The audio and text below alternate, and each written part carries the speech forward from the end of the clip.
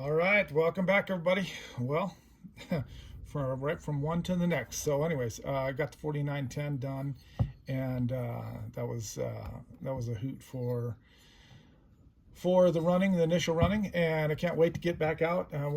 Won't have time this week.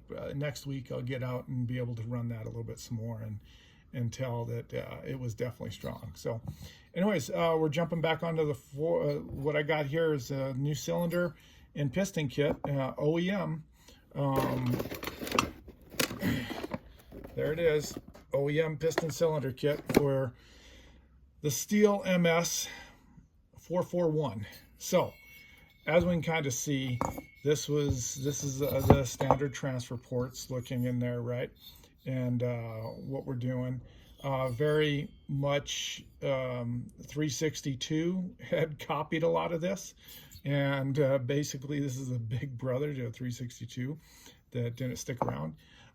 Anyways, I stuck this on there without a base gasket already and got some numbers, stock numbers, just to see where we're at. And I'm going to look at doing this build without a base gasket because it lands right at 22,000 squish. So that's like perfect, right? And the one thing I will have to do is on the sides in here, it's not on this side because of the way the cases are, is it rubs just a little bit. So anyways, that's not going to be a problem because I'm going to be able to get it. And that's the sides, obviously, because it's intake, exhaust, sides. And so the other numbers continuing on. So since we have this without a base gasket and we get to 22 thousandths, we got the ring gaps, the stock ring gaps are at 12 thousandths and 13 thousandths. I just do that just to see where they're at. That's going to be perfectly fine. I've run them with more, I've run them with a little bit less, a gappage. So we're going to go there. Exhaust, I have it timed at 101. I have the transfers in here at 132 and the intake at 76. So that's what we're looking at. So let's look in there and you can kind of see, which is hopefully you can kind of see. Maybe I need to dim the light a little bit more. But you can kind of see there's a weird this is OEM, by the way, right? This is factory Stihl. There's a coating in here or speckling that's going on, and you can kind of see that in the camera, and that's really the finish that came in here, which is kind of strange. Is not like this great hash marks in there, and this is like a band that goes all the way around, right? And I'll talk about my marks there.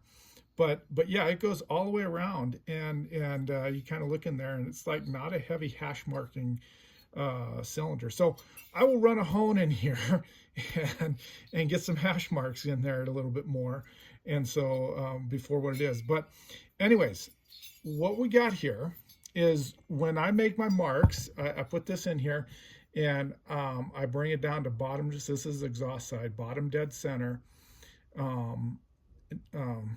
Yeah, and this is where you can kind of see the marks is where it is. So I have plenty down here.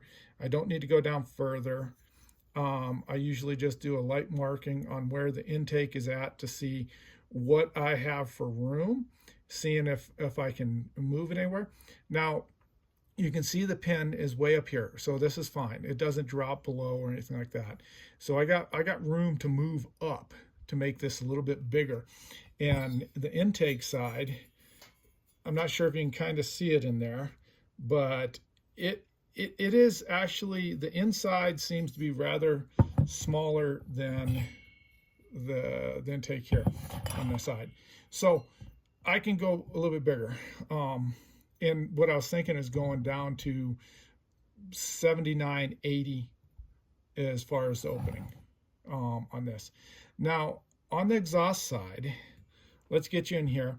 The exhaust side, you're going to see where the pin lies. So you can't really, on one side, go too much further and make it too much wider. I can do a little bit, but it's not much. I don't have a whole lot of room here to play with, and I don't want to drop that ring into the exhaust port and hang it.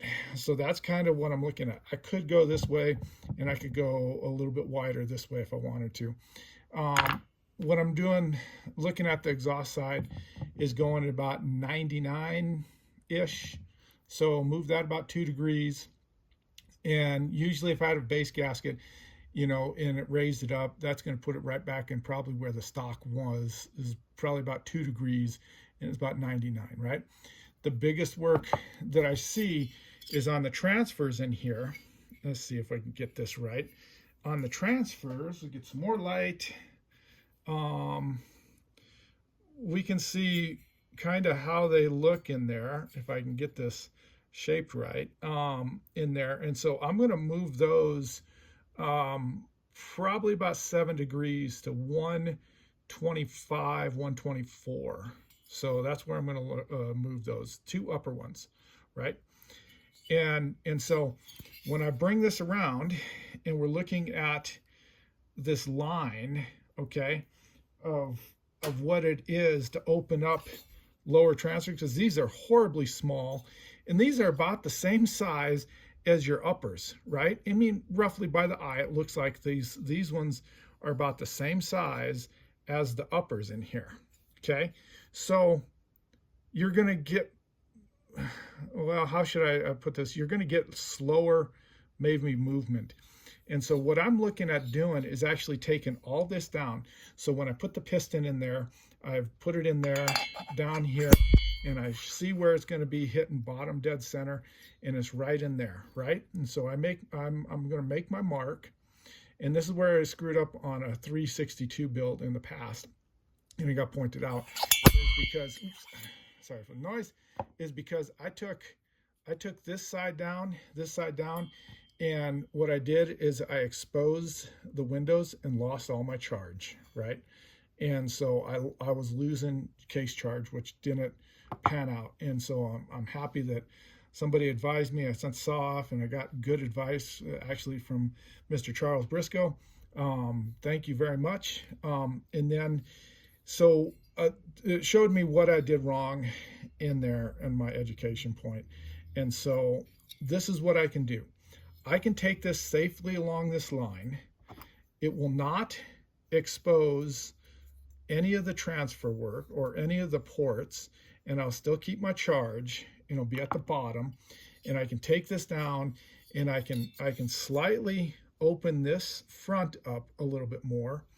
But what I can do is I can really get a good charge off of this side, this transfer right here, because I can really open those up and remove all that. And that's just going to be extra weight that's not needed on here because it's not even a structural part, you know. So there you go. That's what we're going to do with this 441, and we're going to go that route. And then it's got a really pretty big, you know, exhaust port. So we'll just smooth it out, and we'll see what I do with the inside there. Probably not much on the exhaust side, not a whole lot on the intake side, but you know, we'll get in there and create something in there. I just got to make sure that when I'm in there, I don't want to raise them so much that I'm going to get off into here, into this transfer, which is a fresh air strato hole port in there. So that's the only thing that I have to worry about. Anyways, hopefully that's educational. I rambled on probably longer than I wanted to, close to 10 minutes here.